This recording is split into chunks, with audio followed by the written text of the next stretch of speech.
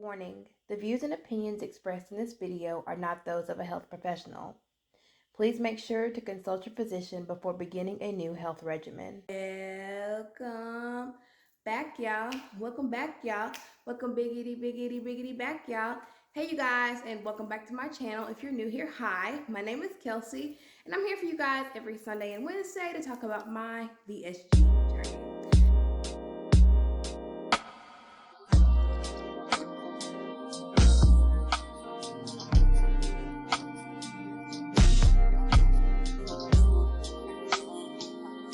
It's my hope that through these videos, you are able to find the answers to questions you've been looking for, or the path to choosing surgical weight loss is made that much easier. I hope you guys are having a wonderful Sunday. Today is March. What? Bro, what are you talking about, man? Today is April the 4th. Happy Easter to you guys. I hope you guys are enjoying your day off or just your day with your family. Yeah, I can't believe we are in another month. It is April now, no longer March. And today is Sit Down Sunday. You guys know I typically come to you on Sunday and we talk about a topic that's been heavy on my brain that week. There's a lot of things that were on my mind this week. So I do have my notebook of information that I've gathered for you guys to talk about. I am kind of tired. I have some pain going on in my mouth. If you guys are new to my channel, back in 2017, I had a really traumatic wreck where I broke my jaw in 3 places and I had to have my mouth wired shut, broke my collarbone, bones in my back. And so the residual from that wreck, I have some struggles with my mouth and just pain in my mouth over the years, and it just really doesn't subside. So I'm kind of drained because I really haven't been sleeping due to this issue. Neither here nor there, but if my energy seems a little low, that's why. So this week's topic that I wanted to talk about is basically a part 2 to what I wish I knew before having VSG surgery. There's a lot of things that I wish I would have known before having the surgery. I did a lot of research, but then at the same time, there's a lot of stuff people just don't tell you or they're just not talking about. So without further ado, I'm going to get on into those. So number 1 is not all sweets are going to cause you to dump, aka dumping syndrome. Everything sweet is not going to affect you in a negative way. When I was doing my research and I was watching videos, there was a lot of people that said, oh my God, if you eat anything sweet ever, it's going to cause you to dump. Make sure you're next to a toilet or make sure you're sitting on a toilet when you eat something sweet because your stomach is going to be messed up. That's not true. Everyone's body is different, and at least for me, there are certain things that I have tried that are sweet that have not caused me to dump. Now, I will say they made me feel kind of because I haven't had much of refined sugar and artificial sugared, things. But when I did try them, they didn't cause me to dump. So don't believe that dumping hype. And I'm not saying by all means. I'm not saying go out and try, a piece of cake or a soda or any of that. Just know that everyone's body is different, and just because you eat something sweet, it doesn't mean it's going to make you dump. Okay? Number 2, people are going to try and make you feel guilty for not finishing your food. And what I mean by when I say that is, let's say, for instance, you go over to a friend's house and they cook a really nice dinner for you. Even though they know you've had weight loss surgery, if you don't finish your food, they feel like there's either something wrong with the food or you don't like it. It's never just them understanding, hey, maybe she's full. And I'm not saying everyone in your life is going to be like this, but in my experience, I've experienced people acting as if I'm hurting their feelings by not finishing my food. Even when I've been out to eat, let's say, for instance, we went to Longhorn and I ordered a piece of salmon and 2 vegetable sides. And of course, I could only eat 2 forkfuls and a couple bites of my vegetables. And the waitress was just like, are you okay? Are you sure you're okay? Do I need to call the manager over? What can I do to make this night better? And I was like, sweetie, there's nothing wrong. I'm just full. And I think that, they're so used to people cleaning their plates. They're so used to seeing, their customers come in and eating all of your food means you're happy. But I was full. There was no more room for any other food. And so I don't know how open you guys are going to be with talking about your weight loss surgery or anything. I'm open and honest about mine. As you guys can see, I have a whole YouTube channel. Um, so I don't mind discussing that with people. Like, hey, I had weight loss surgery and I'm not going to be able to eat everything, but everything was great. Just bring me a to-go box. And I think that's hard for people to fathom, that you can come into a restaurant and you're not going to eat the whole plate of food. So people are going to ask questions. They're going to make you feel guilty. They're going to question you, even though you know what's going on and that there's nothing wrong. But people, for some reason, don't understand that. Number 3, post-operative hair loss. Now, I wasn't unfamiliar with this. I had heard about it, but I didn't think that it was going to affect me in the way that it has. I've been doing my best to keep up my protein, to make sure that I am ingesting everything that I can, protein-wise and vitamin-wise, to make sure that my body does level out and does, keep sailing on the way that it's supposed to.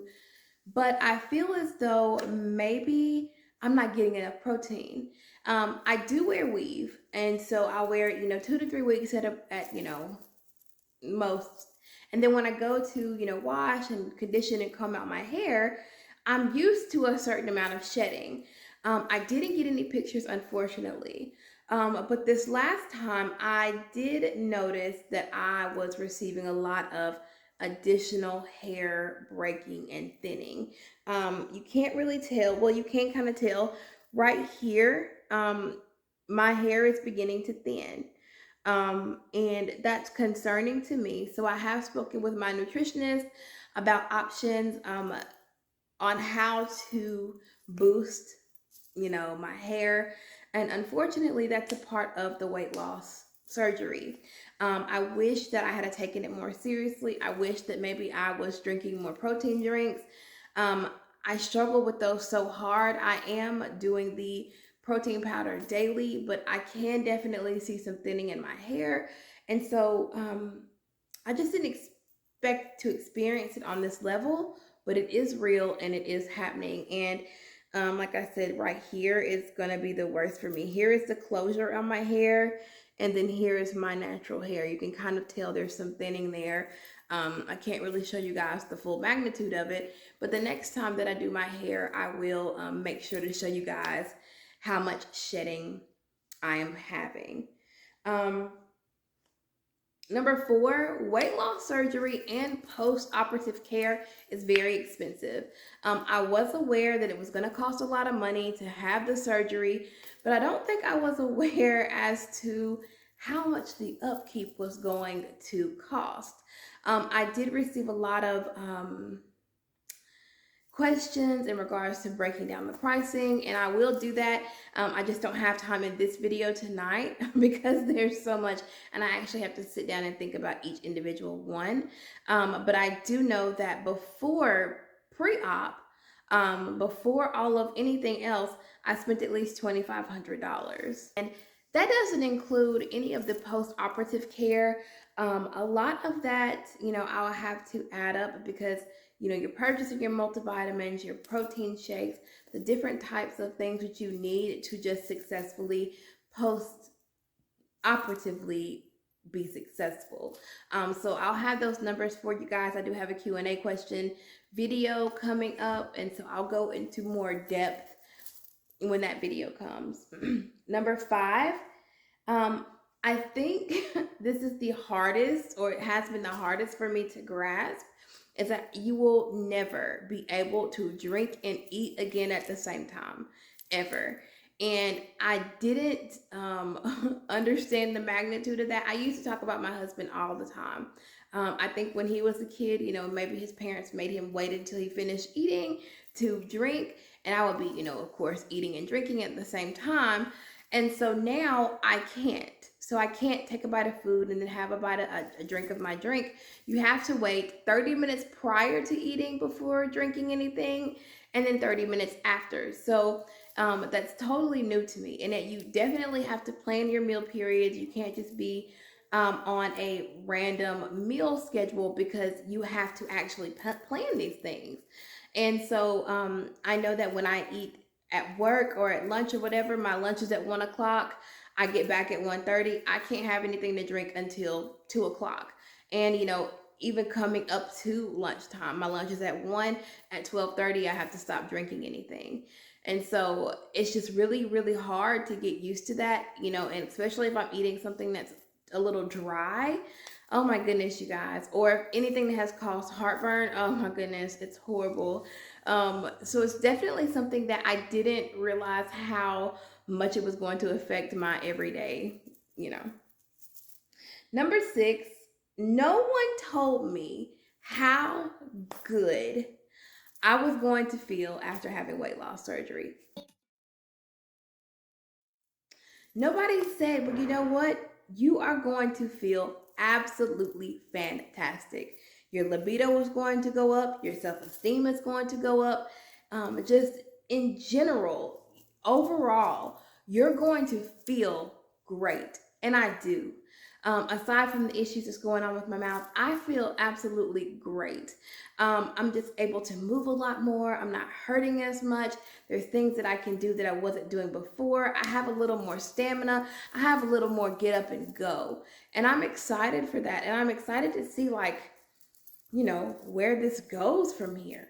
Everyone talks about, the pain and the uncomfortability and the struggles that you have when you are going through weight loss surgery, but nobody talks about the rewards of weight loss surgery. And I'm telling you guys, I am living it, and I live it every day. And it's just so amazing to me to know that this is my life now. Like, this is different. I feel really, really good.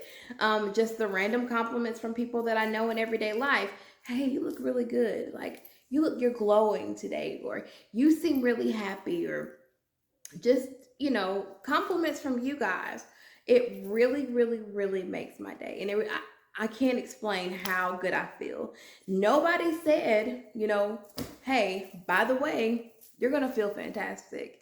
And I think it's important that we talk about that. Okay, so number 7, I don't think people are talking about this either. And I think, I fell right on into that group of, listening to these random YouTube videos of people that are saying, oh, you need to stock up, buy all that you can before surgery, because you're going to be in so much pain, and you're not going to be able to do this, and you're not going to be able to do that. So you want to have meals and meal options on hand.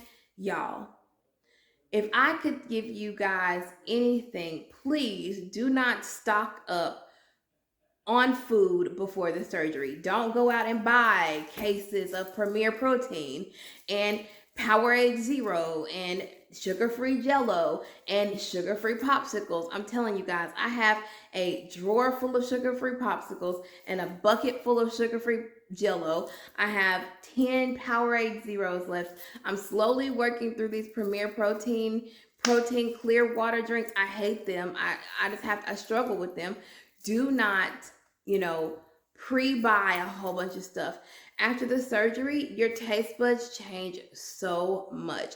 So you may love that chocolate shake right now, and then you have the surgery and you're like, oh my God, it's horrible,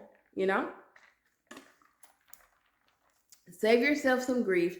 Save yourself some money.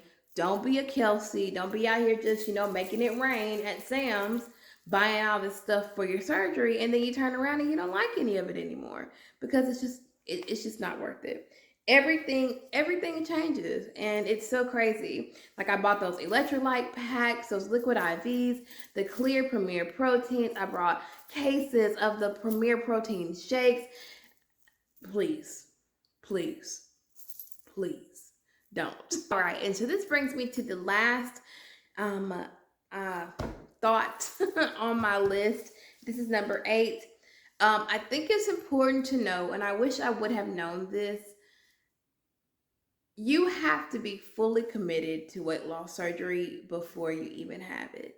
It doesn't just start when you have weight loss surgery. That commitment begins way back when you step into your surgeon's office for the first time and you're like, hey, I'm thinking of having weight loss surgery, lay it on me, doc.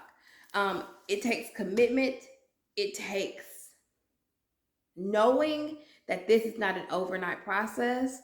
And if you cannot commit, or if you feel like you're going to struggle committing to giving yourself this gift, then this surgery is not for you.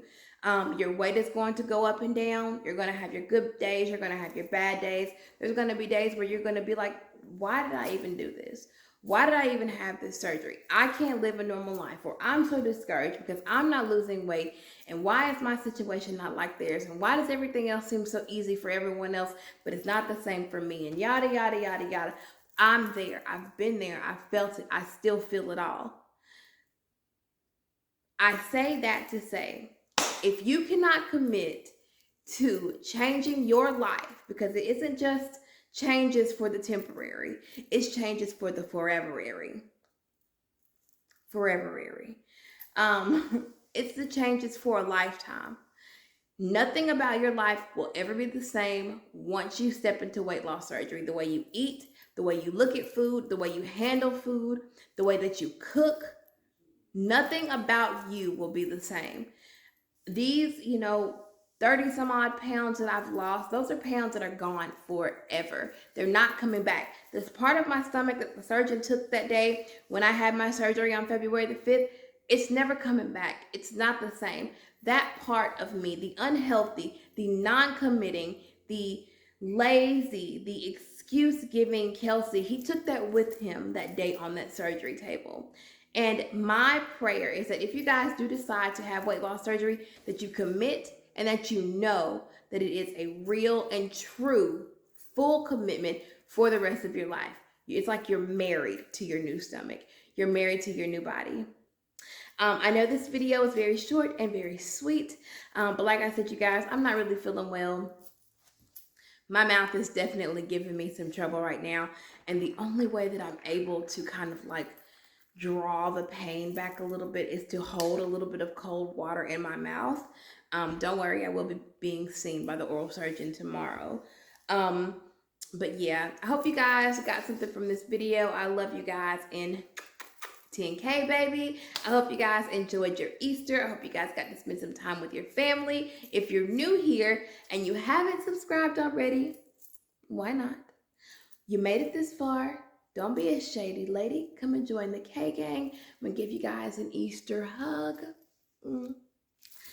I love you guys so very much, and I will see you guys on what?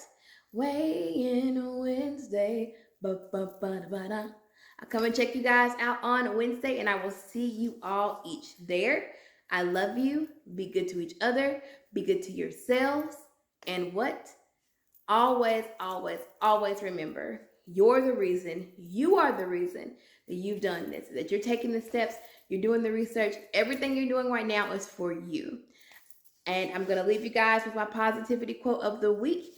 And that quote is, do nothing from selfishness or conceit, but in humility count others better than yourself. Let each of you look not only to your own interests, but to those of others. Philippians 2:3-4. I hope you guys have a wonderful week, and I will catch you guys on Wednesday. Be good to yourselves. Be good to each other. Love each other. Let's build a happy world. I thank you guys for tuning in. I hope you guys liked the video. I'll see you Wednesday. Bye.